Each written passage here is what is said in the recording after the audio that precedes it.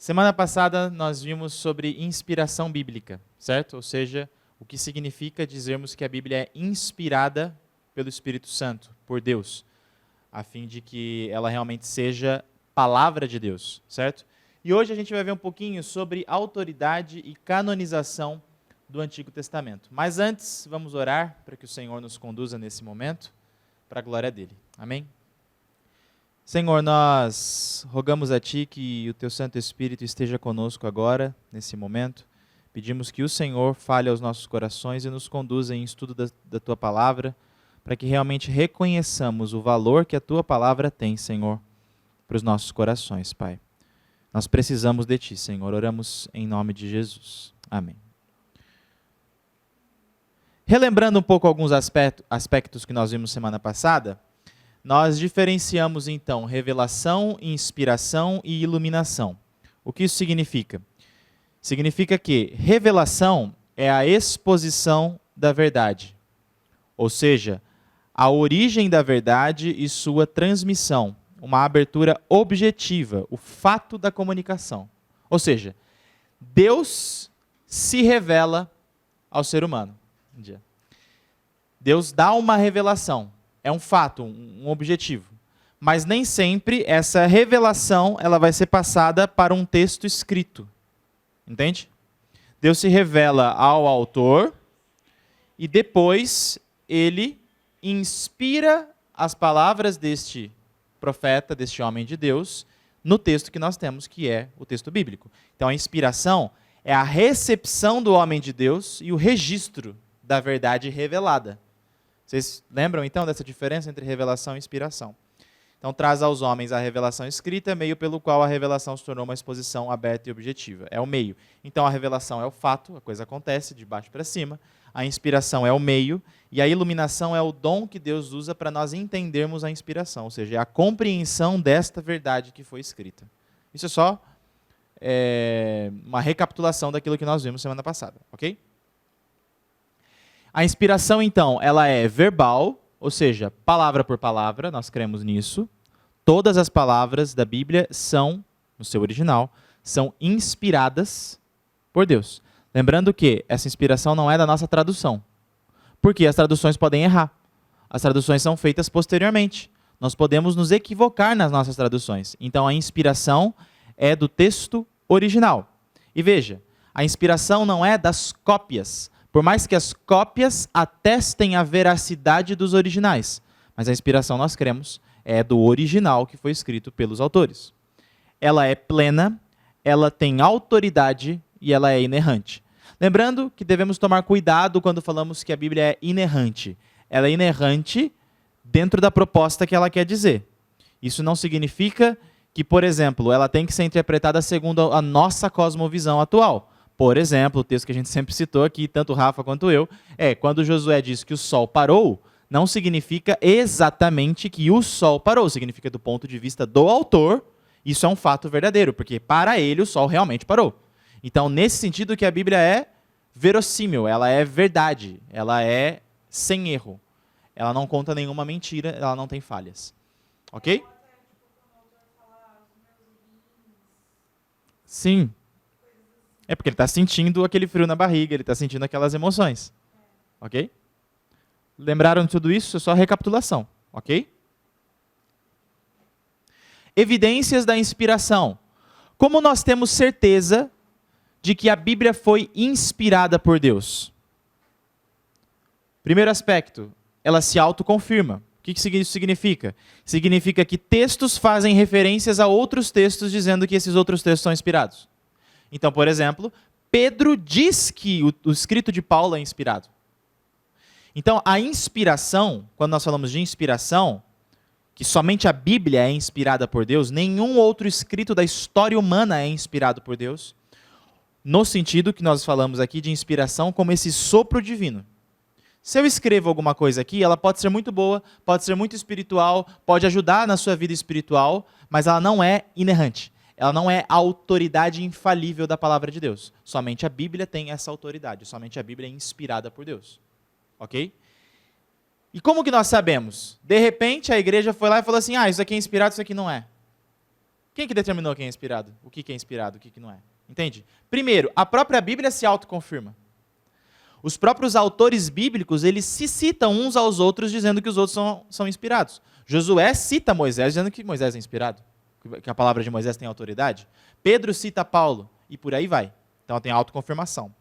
Ela tem o testemunho do Espírito Santo, isso é uma evidência mais interna, ou seja, do nosso coração. Nós, junto com capacidade de transformação, o testemunho do Espírito Santo nos mostra, por fé, nesse caso, nós sentimos no nosso interior que a Bíblia é inspirada por Deus. O Espírito Santo testifica no nosso interior essa inspiração, justamente comprovando pela sua capacidade de transformação. Somente a Bíblia tem a capacidade de transformar tantas vidas, milhares, não, milhões, talvez bilhões, de vidas na história da humanidade. Tirando-as das drogas, tirando-as das trevas, né? Somente a Bíblia tem esse poder. E a unidade é uma evidência da inspiração. A unidade em que sentido? Que 40 autores, em 1500 anos, de regiões distintas, sem nunca se conhecerem, atestam a mesma verdade, sem nunca terem se falado, muitas vezes. Todos eles conduzem a Cristo. Isso é surreal, que existe uma unidade sobrenatural das Escrituras. Agora, existem evidências externas também. A Bíblia, ela tem historicidade. Ela é comprovada, os fatos são comprovados historicamente. Óbvio que você não vai achar achado arqueológico de todos os fatos relatados pela Bíblia. Mas a cada ano se descobrem novos fatos arqueológicos que comprovam as histórias bíblicas. Ok? Existe o testemunho de Cristo, cumprimento profético, ou seja, as profecias foram cumpridas. Existe a influência que a Bíblia gerou na história da humanidade. A sua preservação e indestrutibilidade, ou seja, a prova do tempo, como nós já falamos. A Bíblia é o livro mais bem preservado da história, ok? Passando por guerras, por tragédias naturais, ela continua sendo o livro mais bem preservado da história. E a integralidade dos seus autores. Isso não significa que os autores eram perfeitos, mas que eles eram íntegros, ok? Entender a diferença. A Bíblia não passa pano nos erros dos seus autores.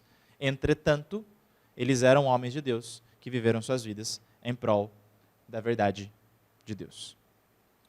Então agora vamos realmente para a reivindicação, sempre fala reivindicação, reivindicação do Antigo Testamento. Nós não leremos todos os textos, são muitos textos que nós teríamos que ler, isso levaria muito tempo. Mas eu vou deixar esses textos com vocês, obviamente, para vocês consultarem depois, caso queiram estudar um pouco mais. Eu vou pedir que todo mundo aqui abra um texto, ok? Então, Ricardo, por favor, abra em Levítico 1:1. Fred, abre em Deuteronômio 10:2, por favor. Amanda, 2 Crônicas 34:14, por favor.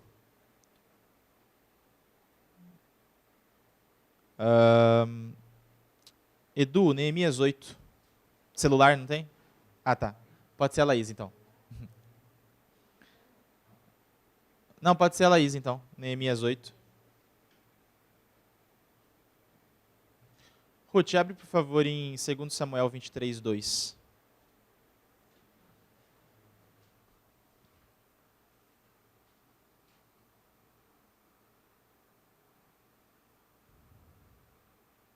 Ricardo, pode ler, por favor. Levítico 1, versículo 1.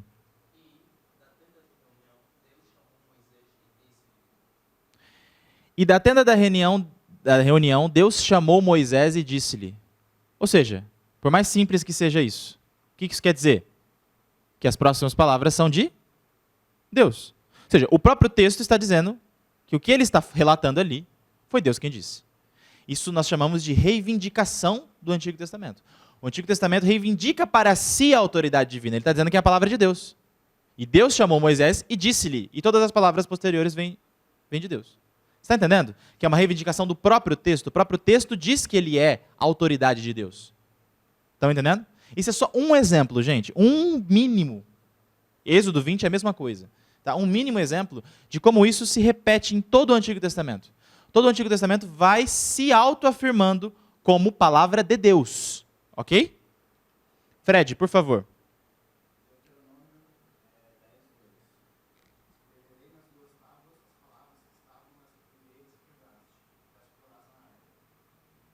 O que ele está dizendo então? que a lei de Moisés foi escrita nas tábuas e guardada num lugar santo, na Arca da Aliança. Ou seja, você vê que já naquela época, ou seja, a autoridade do Antigo Testamento, ela não foi conferida séculos depois. A autoridade do Antigo Testamento, ela já era reconhecida no seu tempo. Porque Moisés tinha que escrever o que estava escrevendo e colocar na Arca da Aliança, o lugar mais sagrado do mundo. Estão entendendo? O lugar da presença de Deus. Ele colocou a lei dentro da Arca da Aliança. Ou seja, os escritos de Moisés eram considerados tão sagrados quanto a presença de Deus, basicamente. Eles estão sendo colocados dentro da Arca da Aliança. Vocês estão vendo? Que o próprio texto do Antigo Testamento reivindica a sua autoridade para si. Ok? Amanda, 2 Crônicas 34, 14.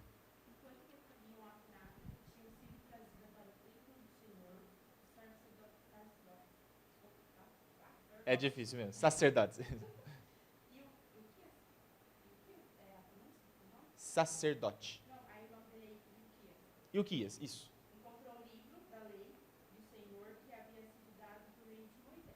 Encontrou o livro da lei do Senhor que havia sido dado por meio de Moisés. Ou seja, em Crônicas, Crônicas, você sabe, é um dos últimos livros do Antigo Testamento a serem escritos, provavelmente pós-exílio babilônico, ou seja, provavelmente pós-ano 500 antes de Cristo. Se reconhecia que os escritos de Moisés eram um livro do Senhor. Então agora, não somente a própria lei está reivindicando a sua autoridade, como outros escritos estão dando autoridade, confirmando a autoridade de Deus sobre a lei. Ok? Neemias 8, né? Pode ler só o primeiro e o segundo versículo, se eu não me engano.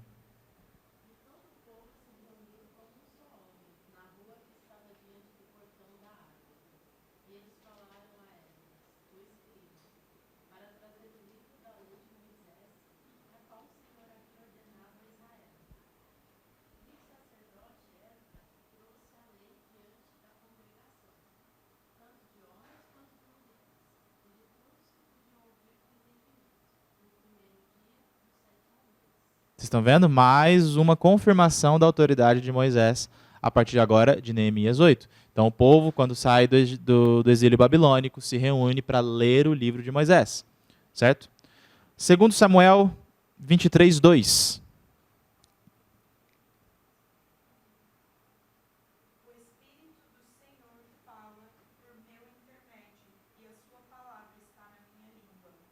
Gente, nós falamos então sobre a autoridade da lei, e agora esse texto mostra a autoridade dos profetas. Por quê? Há duas possíveis divisões do Antigo Testamento para os judeus, certo? A divisão entre lei e profetas, somente. Então, lei, quando falamos lei, nos referimos aos 5 primeiros livros do Antigo Testamento. Gênesis, Êxodo, Levítico, Números e Deuteronômio. E todos os demais são chamados de profetas. Essa é uma divisão que você encontra muitas vezes até no Novo Testamento se referindo ao Antigo. Assim está escrito, na lei e nos profetas. Há uma outra divisão, que é uma divisão tríplice, que divide o Antigo Testamento entre lei, profetas e escritos. Nós não vamos entrar aqui no debate qual é melhor, qual é pior. No Novo Testamento você encontra mais a divisão entre lei e profetas. Mas você também encontra a divisão entre lei, profetas e escritos, quando em Jesus, em Lucas 24, 44. Então você vê que não somente a lei de Moisés, mas também os demais escritos do Antigo Testamento se autoafirmam como palavra de Deus, como por exemplo esse. Isso não somente como esse texto, mas pela expressão recorrentíssima, assim diz o Senhor. Que a gente nem precisa aqui citar, que todo mundo lembra de quantas vezes isso aparece. Assim diz o Senhor. 2 pontos, abre aspas. Ou seja, palavra de Deus. Ok? E há muitos outros textos. Eu peço que alguém abra em Daniel 9, 2, por favor.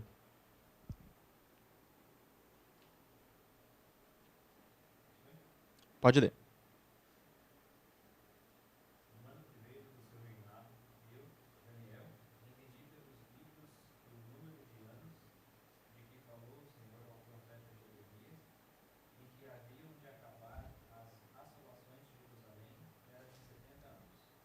Ou seja, você vê que Daniel está atestando que o escrito de Jeremias era um escrito profético. Não somente o próprio autor afirma sobre si, como outros autores já reconhecem a autoridade de Jeremias, por exemplo, nesse caso de Jeremias. Em 2 Crônicas 36, 22, no primeiro ano do reinado de Ciro, rei da Pérsia, para que se cumprisse a palavra do Senhor anunciada por Jeremias, você vê novamente. Agora o autor de Crônicas. Então você vê que há muitos exemplos do próprio texto do Antigo Testamento se confirmando um ao outro e se autoconfirmando. Ok? Ficou claro alguma dúvida até aqui sobre isso? Que a primeira evidência, a autoconfirmação da inspiração da autoridade do Antigo Testamento, ela é atestada pelos próprios textos. Ok? É uma evidência interna, nós chamamos. Agora, isso aqui é muito interessante. São evidências do Novo Testamento. Veja, por exemplo, vamos pegar aqui um exemplo, a gente não vai ler todos. Salmo 2, 7. Alguém abre em Salmo 2, 7. E alguém abre em Hebreus 1, 5. Ou melhor, desculpa, Salmo 104, versículo 4 e Hebreus 1, 7. Pode. Amanda abre em Salmos, alguém abre em Hebreus 1, 7.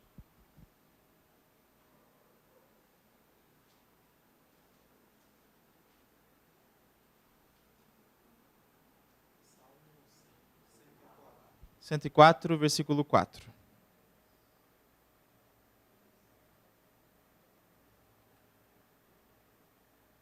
Pode ler, Amanda.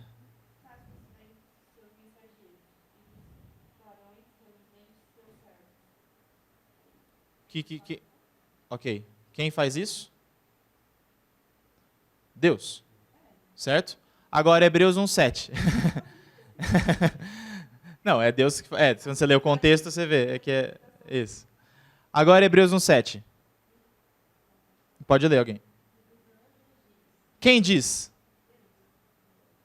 Ou seja, o que o Antigo Testamento diz, o Novo Testamento diz que Deus diz. Você está vendo? Agora, quem escreveu esse salmo? Vê no começo do salmo, vê se tem no primeiro versículo, vê se tem alguma referência ao escritor do salmo. Não tem nenhuma explicação. Ok, mas foi um ser humano, certo? Esse texto não caiu do céu voando. Foi um ser humano que escreveu esse texto. Agora, o texto de Hebreus está dizendo que isso daí, que esse ser humano está dizendo, foi Deus quem disse. Vocês estão vendo? O que a Bíblia diz, o que Deus diz, tem a mesma autoridade? Estão vendo isso? Pode falar.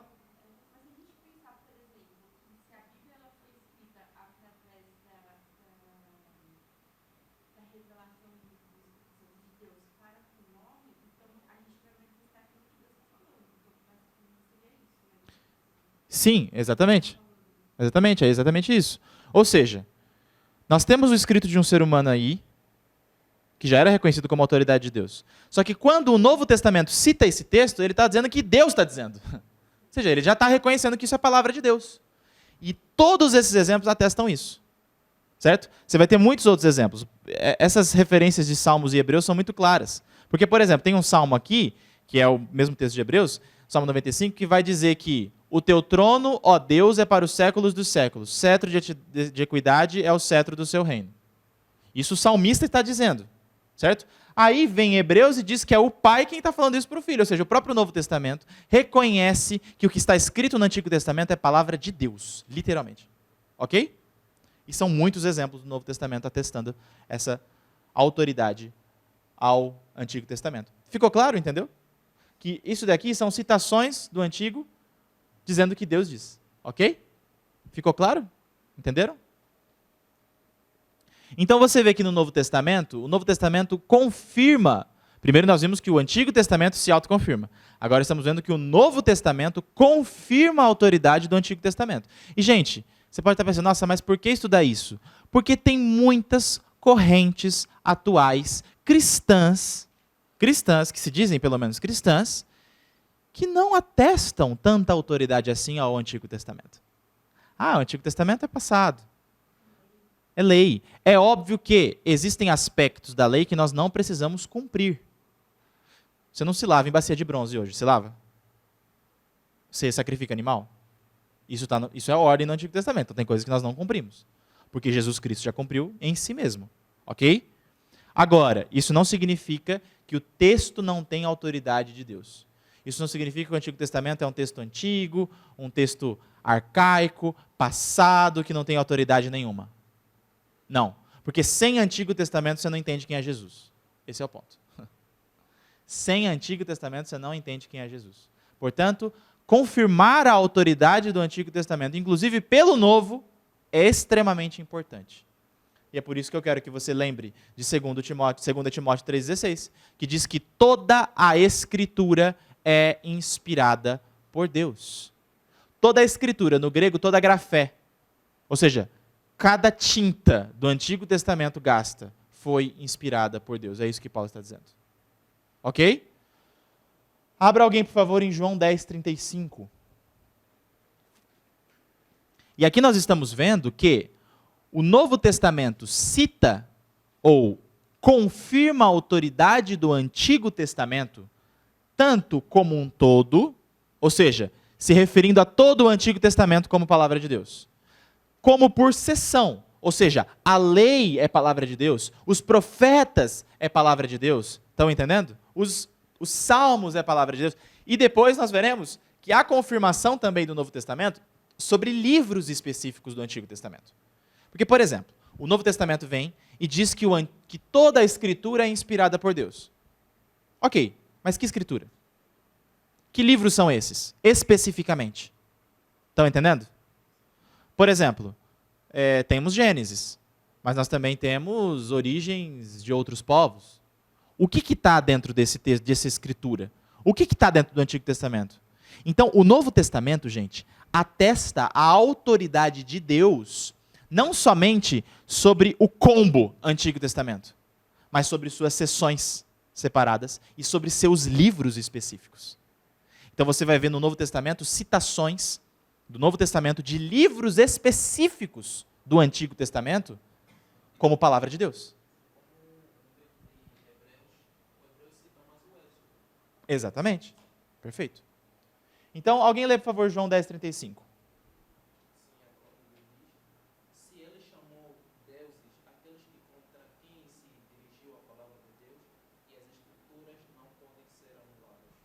Jesus, né? Dizendo? As Escrituras não podem ser anuladas. Então você vê uma referência a todas as Escrituras do Antigo Testamento. Porque o Novo Testamento ainda não tinha sido escrito, ok? Então a referência aqui principal é ao Antigo Testamento.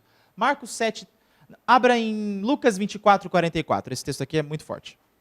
E alguém, por favor, já abre em Mateus 1 e depois no 5.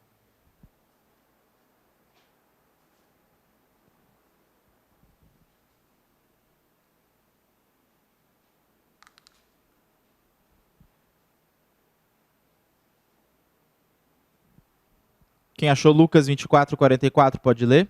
E alguém já deixa preparado esses textos aqui de Mateus.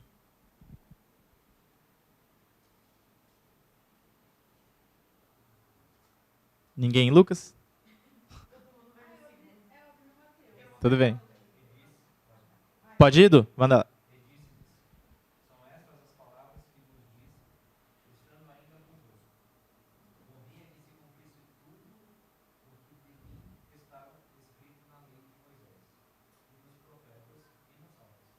Como é que você ousa dizer que o Antigo Testamento não tem poder e autoridade de Deus, que é um texto arcaico, se você crê no Novo Testamento, tá? Obviamente, estamos falando aqui para crentes. Se você crê no Novo Testamento, como é que você ousa dizer? Porque, gente, de verdade, talvez não seja a realidade de vocês aqui, mas existem muitas correntes cristãs que dizem que o Novo Testamento, ele não confirma o Antigo Testamento, ele se concilia com o Antigo Testamento. Há só uma conciliação sutil, olha que coisa perigosa. E eu preciso, como pastor de vocês, eu preciso prepará-los para esses tipos de argumentos que as pessoas vêm trazer. De cristãos, que dizem que o Novo Testamento ele se concilia com o Antigo Testamento. Mas tem coisa, não, isso aqui nós não aceitamos. Ou seja, tem partes do Antigo Testamento que você aceita, tem partes que não. Entende? Quando o Novo Testamento, ele confirma o Antigo Testamento. E esse texto, por exemplo, é muito claro. Jesus está com os discípulos de Emaús, Lucas capítulo 24, Jesus ressurreto, logo depois de sua ressurreição, e ele vai conversando com eles, eles não reconhecem que é Jesus, com esses dois discípulos, ok? E Jesus começa uma exposição sobre a lei. Lê de novo, os profetas e os salmos, né, Edu?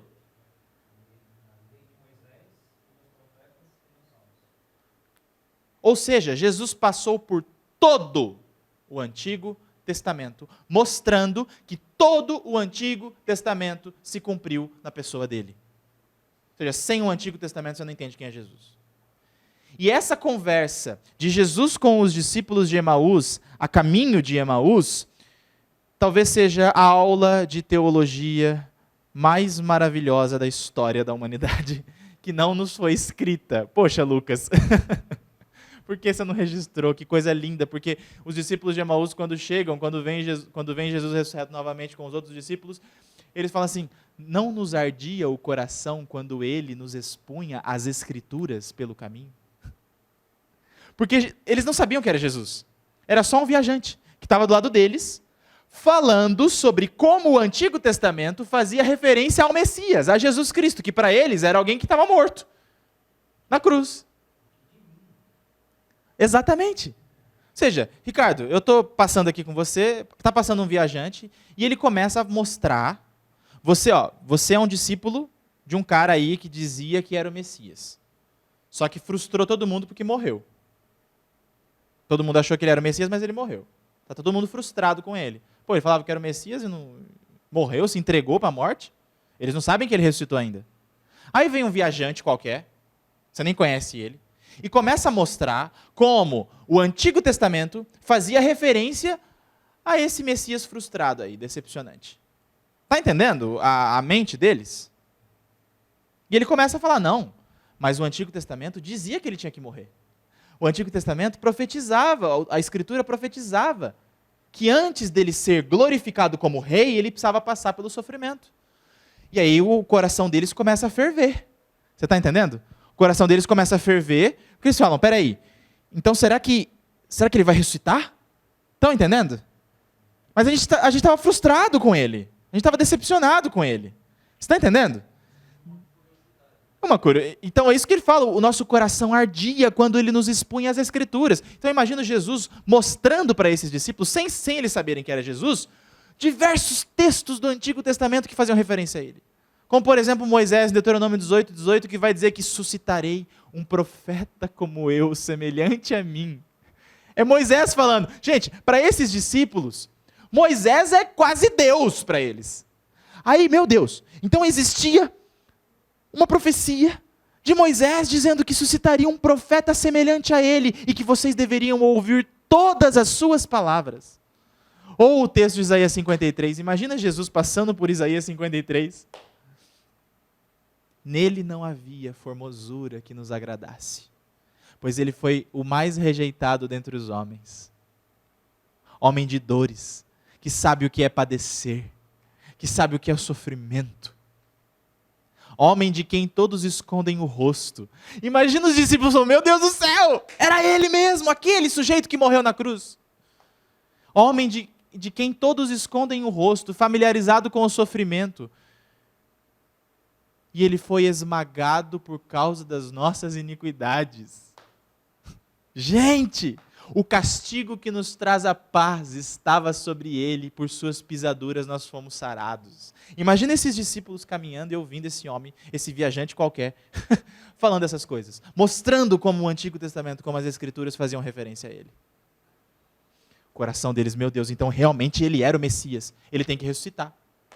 Aí de repente, esse viajante faz menção de passar adiante, enquanto eles deviam fazer a curva para entrar na aldeia de Emaús. Jesus faz uma simulaçãozinha ali, né? Vou esperar eles me convidarem. Ele fala, senhor, o viajante, você é tão bom nas Escrituras, você conhece tanto, você não quer ficar com a gente, não? Dorme aqui com a gente. Tudo isso está em Lucas 24, tá? Não estou inventando nada. Dorme aqui com a gente, passa uma noite aqui com a gente. Então Jesus fala, opa, aceito. Eles não sabem que é Jesus ainda. Aí quando eles estão comendo, jantando, antes de dormir, fazendo a ceia, né, para dormir, Jesus pega um pão, levanta, parte o pão. Aí imagina o que os discípulos olharam. Talvez eles não tivessem visto ainda suas mãos, enquanto caminhavam com ele. No momento que Jesus parte o pão, o que será que eles viram? As marcas. Então diz que os olhos deles foram abertos e eles reconheceram que aquele viajante era Jesus, ressurreto, viajando junto com eles. Ah, gente.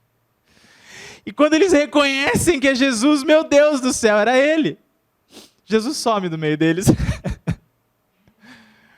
E aí eles vão loucos contar para os outros discípulos: nós vimos o Messias, ele ressuscitou. E quando eles estão contando para os outros que Jesus tinha ressuscitado, Jesus aparece no meio deles de paz seja convosco. E aí então, Jesus some novamente, e aí é o texto de Lucas 24 que nós lemos. Ele passou por todos os profetas, o livro de Moisés, os salmos, mostrando o que dele fazia. Tinha a respeito os textos. Mateus 1 e Mateus 5. Mateus 1, 21 e 5, 17.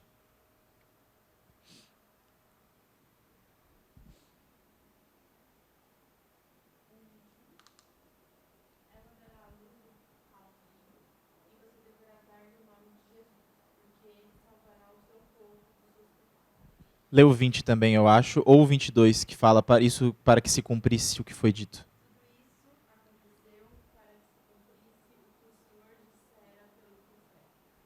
Vocês estão vendo? Mateus dizendo que o profeta era profeta. Que o texto do profeta precisava ser cumprido. E se cumpriu em Jesus. Você vê o cumprimento dos profetas. Ok?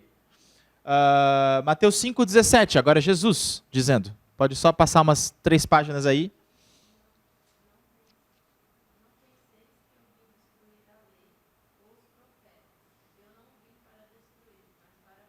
Vocês estão vendo? Não pensem que eu vim destruir a lei ou os profetas. Olha a divisão dupla do Antigo Testamento. Está vendo? Mas eu vim cumpri-la.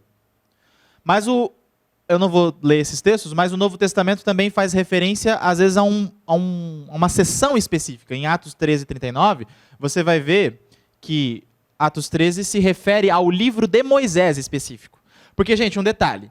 Às vezes, quando o texto bíblico se refere à lei, às vezes ele está se referindo a todo o Antigo Testamento, como lei, ok? Mas, em alguns casos em específico, ele está se referindo especificamente aos 5 primeiros livros. Gênesis, Êxodo, Levítico, Números e Deuteronômio. Nesse caso, por exemplo, ao livro de Moisés. Quando fala livro de, ele está falando do pergaminho. O pergaminho onde se reúnem os 5 livros de Moisés, ok? E aí ele chama de livro de Moisés. O rolo de exatamente. Exatamente. Mesma coisa, às vezes pode se referir aos profetas. Em Atos 7 você vai ver o livro dos profetas, ou seja, os rolos, os pergaminhos que reúnem todos os escritos proféticos. E para o judeu, um livro histórico como Reis é profético, tá? E aí vem, eu vou explicar para vocês a divisão do Antigo Testamento. Nós temos hoje, gente, uma divisão, se você se lembra, que é uma divisão grega do Antigo Testamento. É uma divisão grega, que os gregos fizeram do Antigo Testamento. Uma divisão em que sentido? Sabe essa divisão famosa que falamos entre Pentateuco, históricos, poéticos e proféticos? Ou seja, Pentateuco, Gênesis, Êxodo, Levítico, Números e Deuteronômio. Históricos, Josué, Juízes, Ruth, Samuel, Crônicas, Esdras, Neemias, Ester. Certo? Aí você tem os poéticos, Jó, Salmos. E aí você tem os de sabedoria, mas que também são meio poéticos. Provérbios e Eclesiastes, você tem cantares como poéticos. E aí você tem todos os proféticos. Os profetas maiores, Isaías, Jeremias, Ezequiel e Daniel. E os profetas menores, a partir de Oséias até Malaquias. 12 profetas menores. Ok? Essa divisão, como está na nossa Bíblia, é uma divisão que os gregos fizeram do Antigo Testamento quando eles traduziram o Antigo Testamento em hebraico. Você se lembra que o Antigo Testamento foi escrito em hebraico, certo? Quando os gregos traduziram o Antigo Testamento para o Novo Testamento. Para o grego. Ok? Traduziram para o grego. Aí eles fizeram essa divisão. Mas a Bíblia hebraica não tem essa ordem. E aí eu vou até mostrar para vocês algo que eu trouxe aqui para vocês verem. Sim. Exatamente, não significa que uma está certa ou que uma está errada. A única questão é que você pode pensar assim, se você pensa de acordo com o grego, quando Jesus, por exemplo, disse, não pensem que eu vim abolir a lei e os profetas. Se você pensar de um modo grego, nesse caso, você vai achar que Jesus está se referindo somente ao Pentateuco e aos profetas a partir de Isaías. Mas, como a divisão é judaica, ok? Jesus está se referindo aos profetas a Josué até Malaquias. A todo o Antigo Testamento, restante, depois do livro da lei. Entenderam só essa questão? Entenderam ou não? Não entenderam? Vou explicar novamente. Nossa divisão na Bíblia hoje, ela vem de uma divisão grega. Divisão é isso, subdivisões. Você tem 39 livros no Antigo Testamento, certo? Nós temos 39 livros no Antigo Testamento, de Gênesis até Malaquias. Esses 39 livros, eles são divididos em grupos. Você tem o grupo da lei, que são os 5 primeiros, de Moisés. Aí você tem o grupo dos livros históricos, que são livros que relatam histórias. Josué. Às vezes sim, às vezes não. Pega o índice, ó, só para você... Esse índice aí mesmo. Tá vendo todos os livros do Antigo Testamento aí? Então, os 5 primeiros, Gênesis até Deuteronômio, estão num grupo. Esse grupo é chamado grupo da lei, Pentateuco. Porque são 5 livros de Moisés. Ok? Esse é o livro de Moisés. Quando você pega a partir de Josué, tá vendo? Josué, Juízes, Rute, Samuel, Crônicas, Reis, Crônicas, Esdras, Neemias, Esther, são todos... É isso? Sim. Você está vendo todos esses? São livros históricos, eles relatam histórias, são narrativas. Não são mais lei. Entendeu a diferença? Aí a partir de Jó, tá vendo? Jó até Eclesiastes, Cantares, certo? São livros poéticos, eles não são histórias, são poesias. Tá entendendo? São todos livros de poesias. Aí a partir de Cantares você tem o quê? Depois? Agora você tem o escrito profético. Você tem profetas. Você está vendo essa divisão? Lei, históricos, poéticos, proféticos. E não está em ordem cronológica. Não está em ordem cronológica. Ok? É uma divisão o quê? Literária. Por estilo literário. Esse tipo de divisão foi feita pelos gregos, um pouco antes de Cristo, quando eles traduziram isso daqui, a Bíblia hebraica, para o grego. Aí eles fizeram essa divisão. Mas quando você vem aqui na Bíblia hebraica, ou seja, no Antigo Testamento original, a divisão, a subdivisão desses grupos não é dessa maneira. São os mesmos livros, só estão em ordens diferentes e divididos em seções diferentes. Ok? Para o judeu, não existe essa divisão entre histórico e poético. Para ele, tudo depois de Deuteronômio é profeta. Entendeu? Ficou claro? Tudo depois, a partir de Josué até Malaquias, é profético. São os profetas. Então, o que eu estou querendo dizer com isso? Que quando Jesus disse que ele não veio abolir nem a lei e nem os profetas, ele não está se referindo como profetas a partir de Isaías até Malaquias. Só os profetas. Ele está se referindo a todo o resto do Antigo Testamento. Só um detalhe, entendeu? Essa é uma divisão. Então eu vou mostrar aqui para vocês a Bíblia hebraica, eu vou deixar... Isso daqui, ok? Para quem está na live. Isso daqui é a Bíblia hebraica. Isso aqui é o Antigo Testamento em hebraico. Lembrando que o hebraico é lido da direita para a esquerda, ok? Então você lê daqui para cá, ok? Então Gênesis está aqui. Ok? Gênesis está aqui.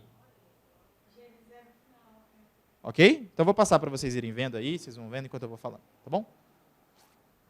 Porque para você entender o Antigo Testamento, você precisa estudar.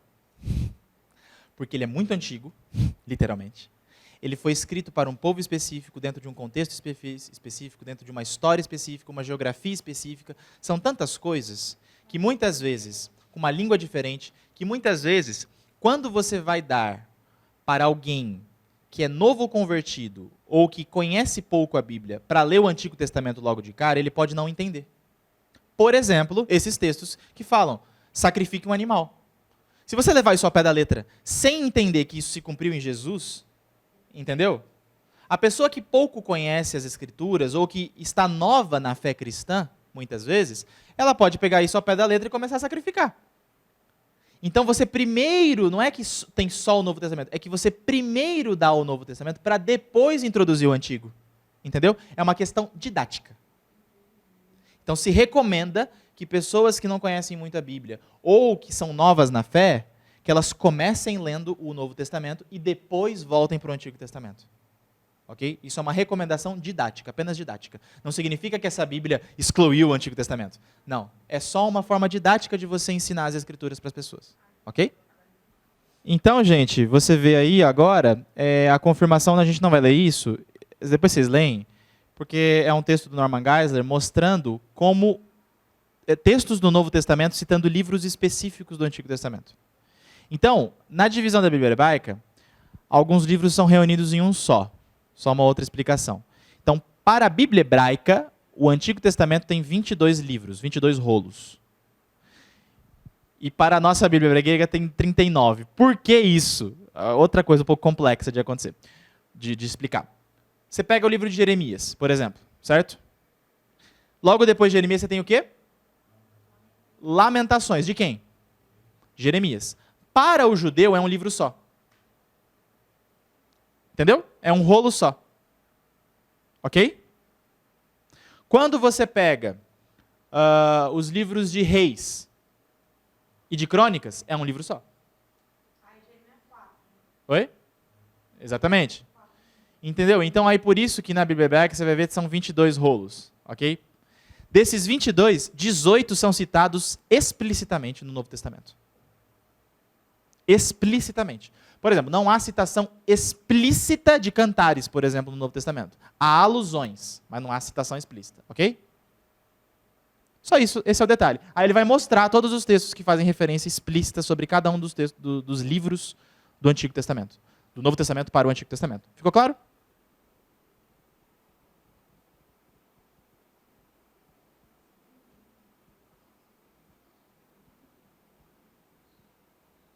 Resumindo, a reivindicação da inspiração do Antigo Testamento. Oi? Apócrifos. O Antigo Testamento afirma ser um documento com mensagem profética. Isso é um resumo do que nós vimos até aqui. A expressão muito comum, assim diz o Senhor, enche suas páginas. Os falsos profetas e suas obras foram excluídos da casa do Senhor. As profecias que comprovadamente provinham de Deus foram preservadas em lugar especial, sagrado. Essa coleção de escritos sagrados que iam aumentando foi reconhecida e muito citada como palavra de Deus. Jesus e os autores do Novo Testamento tinham esses escritos na mais alta conta. Para eles, não podiam ser revogados por serem a própria palavra de Deus, cheia de autoridade e de inspiração. Mediante numerosas referências ao Antigo Testamento como um todo, as suas seções básicas e a praticamente cada um de seus livros, os autores do Novo Testamento atestaram com toda força e convicção a certeza da inspiração divina de que se reveste o Antigo Testamento. Agora eu quero falar para vocês sobre a veracidade histórica do Antigo Testamento. Por quê? Talvez na escola, talvez em outros ambientes, muitos tentam dizer em faculdades que essas histórias que o Antigo Testamento conta, quem garante que elas se cumpriram? Quem garante que elas são verdade, que realmente aconteceram? Quem garante que não foi invenção da cabeça dos homens? Ok? E aqui existem alguns achados arqueológicos que eu quero apresentar para vocês, muito interessantes. Achados arqueológicos, ok? Sabe o que é arqueologia, certo? Achados arqueológicos que mostram que as histórias que o Antigo Testamento conta são verdades, aconteceram e no tempo que realmente aconteceram. Ok? Porque muitas vezes as pessoas vão também, há outros que já falam que acreditam que aconteceram, mas falam que esses escritos foram escritos muito perto de Jesus, já na época de Jesus. Ou seja, muito depois do que realmente aconteceram. Anos depois. Então isso não garante a certeza de que realmente aconteceu como aconteceu. Mas, por exemplo, a inscrição de Tel Adã, que é essa inscrição aqui, um achado arqueológico, ela é uma inscrição arqueológica descoberta em Tel Dan, ao norte de Israel, e que menciona a casa de Davi. Essa inscrição datada do século 9 a.C., gente, 9 a.C., nós estamos falando dos anos 800 a.C. Davi é entre o ano 1000 e 900 a.C. Entre o ano 1000 e o ano 900 a.C. Davi está nesse período aí, 980, 990, ok? Antes de Cristo. Lembrando que antes de Cristo o ano vai diminuindo, né? Vocês lembram disso, certo? Então, essa inscrição é do ano 800, ou seja, é muito próximo, não tem nem 100 anos de diferença do tempo de Davi, ok? É considerado uma evidência extra-bíblica da existência da dinastia de Davi. Davi existiu. Davi não é uma personagem inventada da mente dos autores, como muitos afirmam, ok? Existe uma inscrição arqueológica que menciona a casa de Davi. Vocês estão vendo, gente? Uma coisa muito simples, mas que derruba milhares de teorias que dizem que Davi foi uma invenção fictícia de um rei que nunca existiu nos tempos antigos. Essa é uma delas, mas existem outras. O cilindro de Nabonido, olha que bonito. Diversas escrituras antigas. É uma inscrição cuneiforme. Sabe o que é cuneiforme? É o primeiro idioma da escrita humana. Não é nem um idioma, é um tipo de idioma. Não são letras, são cuneiformes, são desenhos. Lembra, entre cuneiforme e hieroglifo, que eram desenhos praticamente das coisas? Não existia letra ainda. O ser humano nem sabia ainda fazer letra. Ou seja, uma inscrição cuneiforme relata a construção de um templo em Ur, na Babilônia, por Nabonido, rei da Babilônia. Esse cilindro menciona o exílio dos judeus na região, correlacionando-os com os relatos bíblicos do cativeiro babilônico. Comprovando. Cilindro de Ciro. Gente, você lembra quem é Ciro? Ciro é o rei persa que libertou os judeus do exílio. Profetizado por nome 300 anos antes por Isaías. O cilindro de Ciro, datado do século VI a.C., descreve a conquista persa da Babilônia por Ciro o Grande, ou seja, anos 500. Os judeus foram libertos da Babilônia no ano 586. Minto. 539. O rei Ciro, persa, faz o decreto libertando os judeus da Babilônia, do que era a Babilônia, que agora era a Pérsia. Em 539, antes de Cristo. É da mesma época. Século VI. Ok? Mesma época. Descreve a conquista persa da Babilônia por Ciro. O cilindro menciona a política de Ciro de permitir que diversos povos retornassem às suas terras de origem, o que se alinha com o relato bíblico sobre o decreto de Ciro permitindo o retorno dos judeus a Jerusalém, como você vê em 2 Crônicas e Esdras. Vocês estão vendo isso? É um achado arqueológico de outro povo, que não é o judeu, de outro povo, confirmando a história.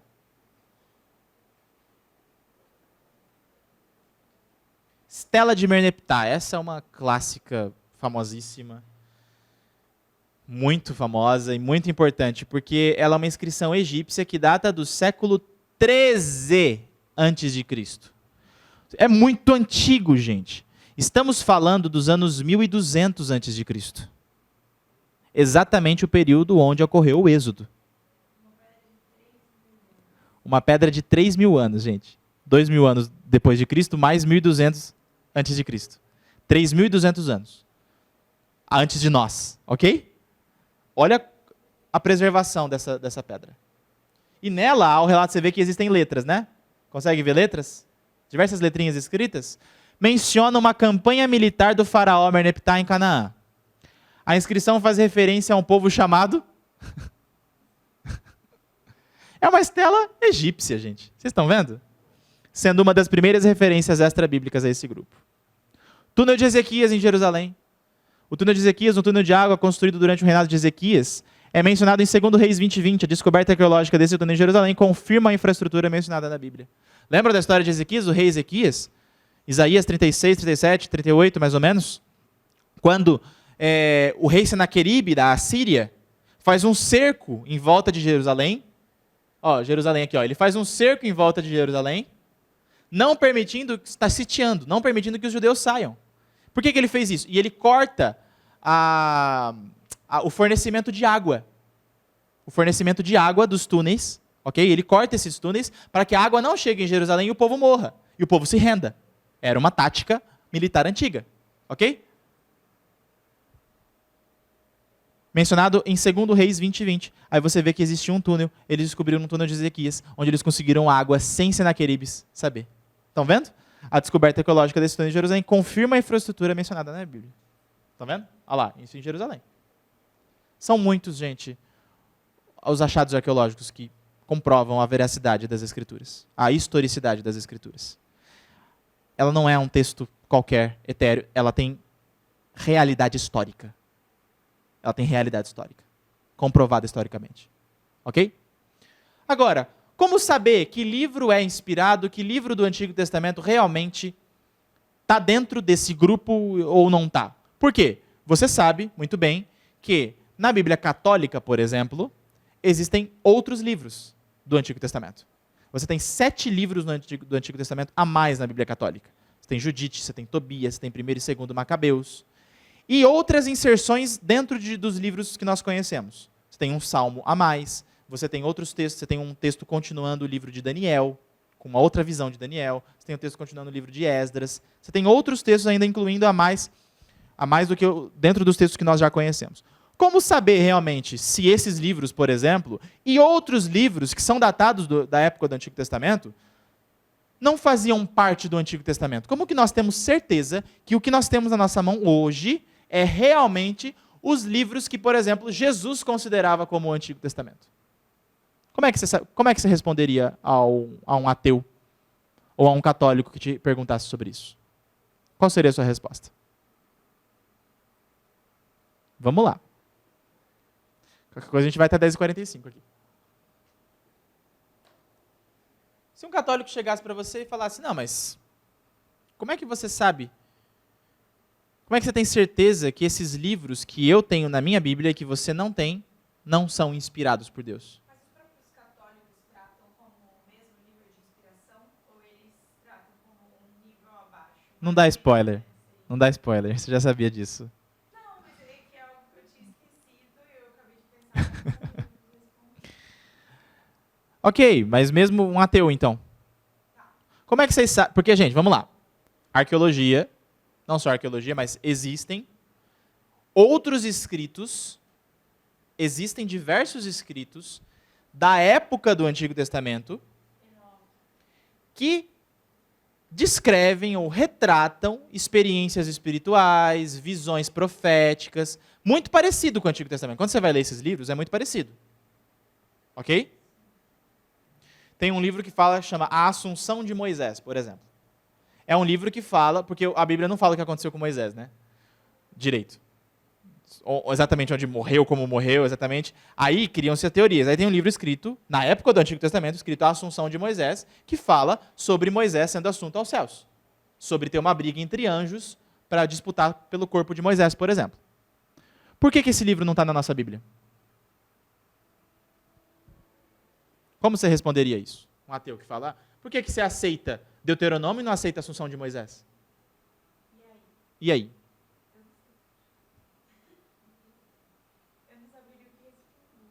Então, gente, é por isso que eu estou dando essa aula para vocês. Vocês podem achar ela inútil? É só teórica, histórica. Mas a gente lê a Bíblia todo domingo. Devia ler todo dia. A gente lê a Bíblia todo dia. Como é que você confia numa coisa que você nem sabe como chegou até você?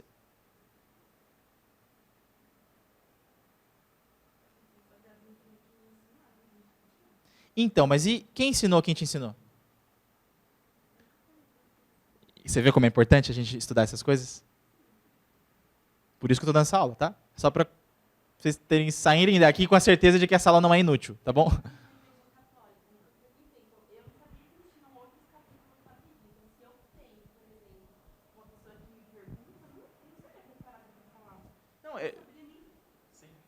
Justamente por isso a necessidade dessa aula.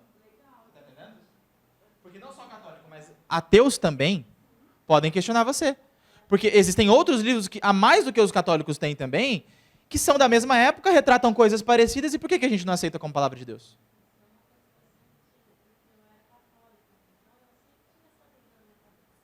Então, vamos lá. Eu sei que a gente já passou um pouco do horário, mas a gente precisa terminar, tá bom, gente? Esses são os critérios. Que, veja bem, não somente nós, mas toda a história judaico-cristã, ok? Foi utilizando esses critérios para reconhecer o que é e o que não é inspirado. Por exemplo, O livro é autorizado, ou seja, ele afirma vir da parte de Deus? Ele se autoafirma? O livro é profético, ele foi escrito por um servo de Deus? Ok?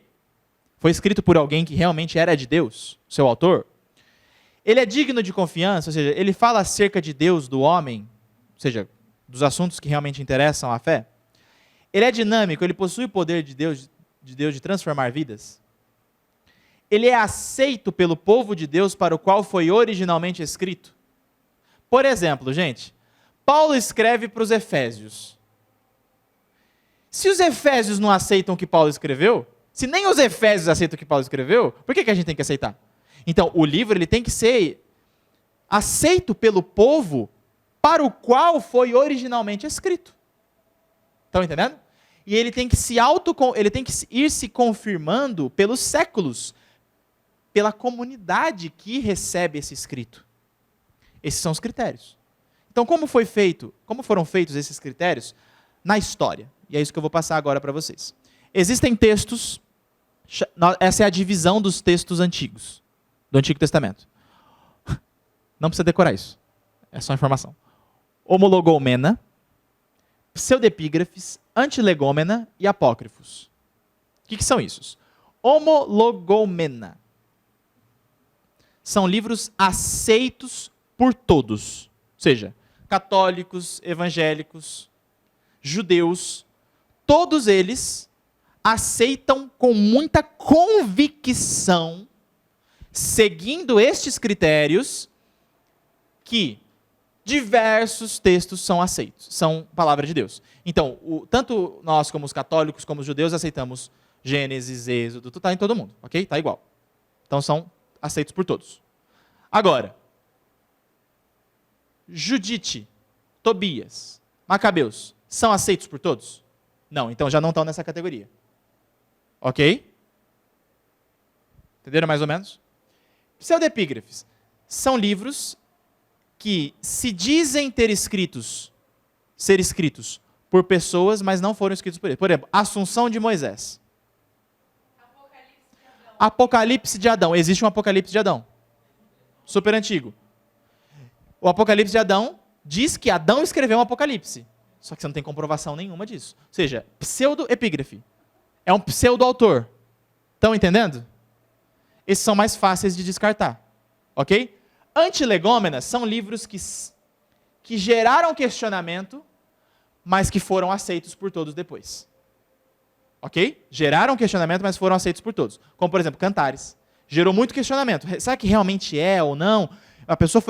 Os judeus foram colocando à prova Cantares, questionando sobre Cantares. Não foi aceito logo de cara, mas depois eles confirmaram. Pelos critérios, se confirmaram. Ok?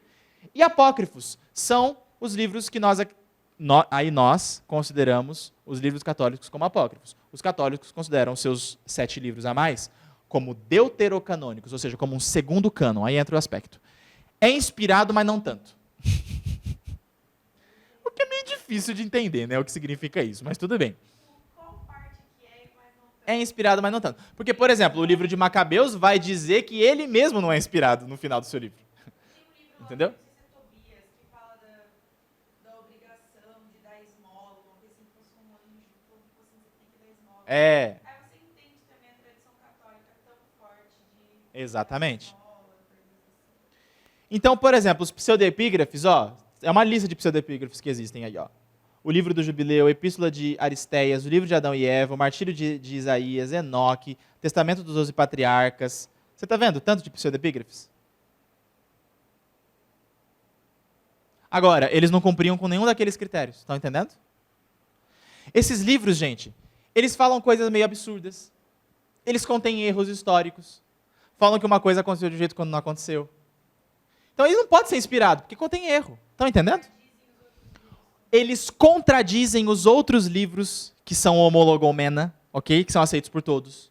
Estão entendendo mais ou menos? Então, eles não podem entrar.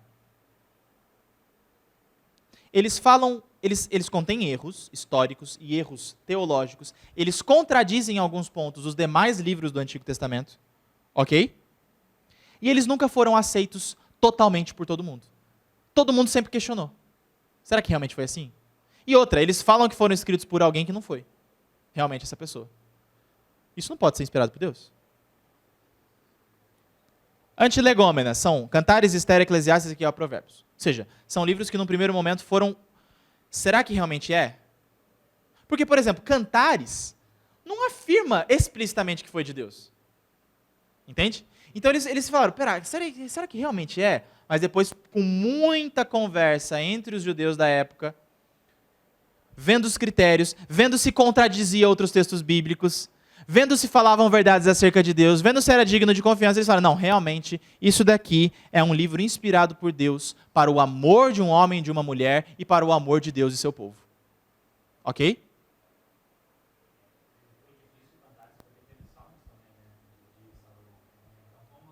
Exatamente.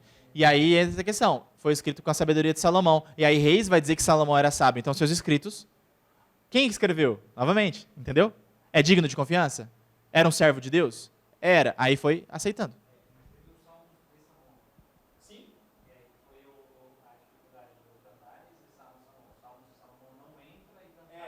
Mas aí o Salmo de Salomão, aí já sempre teve o questionamento se realmente foi escrito por ele ou não. Entendeu? Cantares já tinha mais certeza. Tá entendendo? E por aí vai.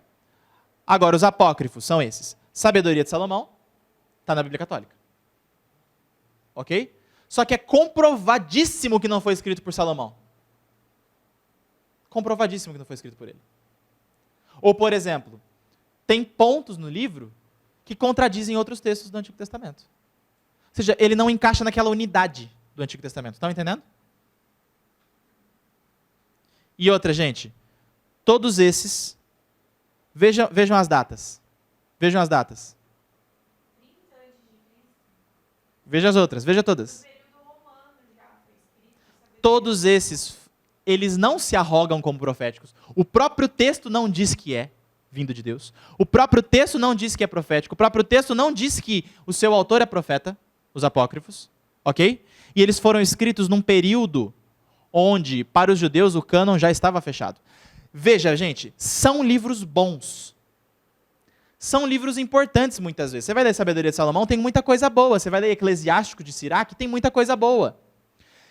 Chamar de apócrifo não significa que é um livro amaldiçoado, um livro que vai gerar problema no nosso coração. Não. Tal como você lê um livro de Aristóteles, que pode ter coisa boa, ou um livro de Agostinho, que pode ter muita coisa boa. Estão entendendo? Você pode ler esses livros, eles podem conter coisas boas, mas isso não significa que eles são inspirados. Estão entendendo a diferença?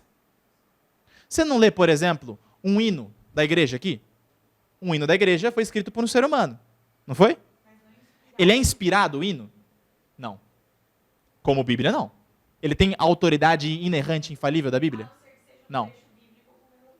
Aí sim. Estão entendendo? Então você pode ler, não é ruim. Mas tem que tomar cuidado, porque você tem que filtrar. Tem pontos que não... Aí você tem que filtrar a partir das Escrituras. E tem pontos que estão em desacordo. Ok? Então, para fechar mesmo, como que você reconhece? Um resumo de tudo isso. A comunidade judaica jamais os aceitou como canônicos, esses livros apócrifos. A comunidade judaica nunca os aceitou como canônicos. Ok?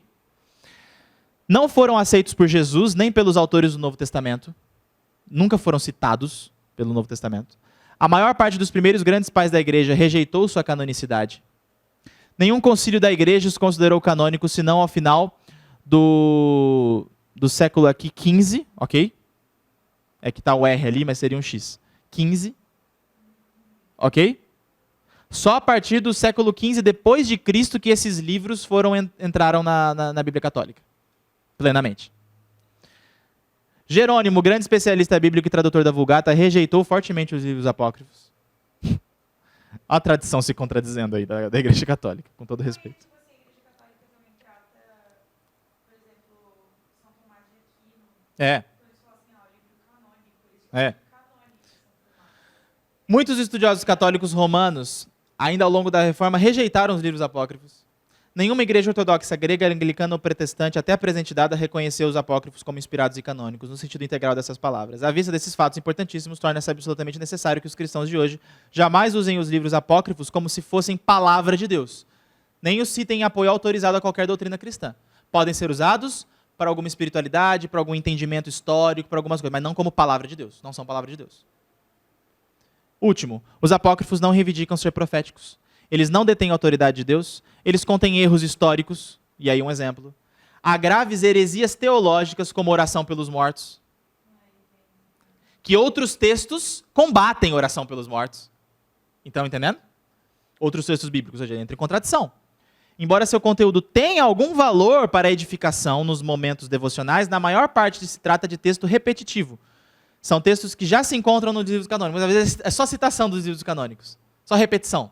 Entendeu? E às vezes umas adições erradas ainda. Há evidente ausência de profecia, o que não ocorre nos livros canônicos. Não fala nada sobre Messias, por exemplo. Os apócrifos nada acrescentam ao nosso conhecimento das verdades messiânicas. E o povo de Deus, a quem os apócrifos teriam sido originalmente apresentados, recusou-os terminantemente. Mais um último exemplo é a palavra de Jesus.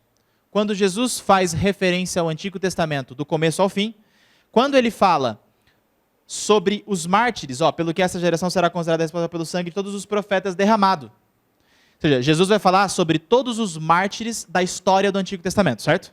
É uma fala que ele está falando sobre todos os mártires, aqueles que morreram, que foram martirizados no Antigo Testamento. Quando ele vai falar sobre eles, ele começa. Qual é o primeiro mártir da história do Antigo Testamento? Quem é a primeira pessoa que foi morta em testemunho a Deus, em Gênesis? Abel, não foi? E aí, quando você pega na Bíblia hebraica, qual é o último livro da Bíblia hebraica? Na nossa é Malaquias, mas na Bíblia hebraica é 2 Crônicas. Qual é o último mártir de 2 Crônicas? Zacarias. Jesus fala do sangue de Abel até Zacarias. Ou seja, ele está citando toda a Bíblia hebraica. Se você fosse para o livro de Macabeu, você vai ter mais um monte de mártir. E seria depois de Crônicas. Ou seja, Jesus não considerou os mártires do livro de Macabeus. Você está entendendo? Está entendendo? Jesus não considerou os mártires do livro de Macabeus, que seria depois de Crônicas. Ou seja, para Jesus, o cânon fecha em 2 Crônicas, segundo a Bíblia hebraica. Não inclui Macabeus, não inclui esses outros livros. Do sangue de Abel até o sangue de Zacarias. Ok, gente, precisamos terminar. Deus abençoe vocês. Deus abençoe vocês. Vamos para o culto.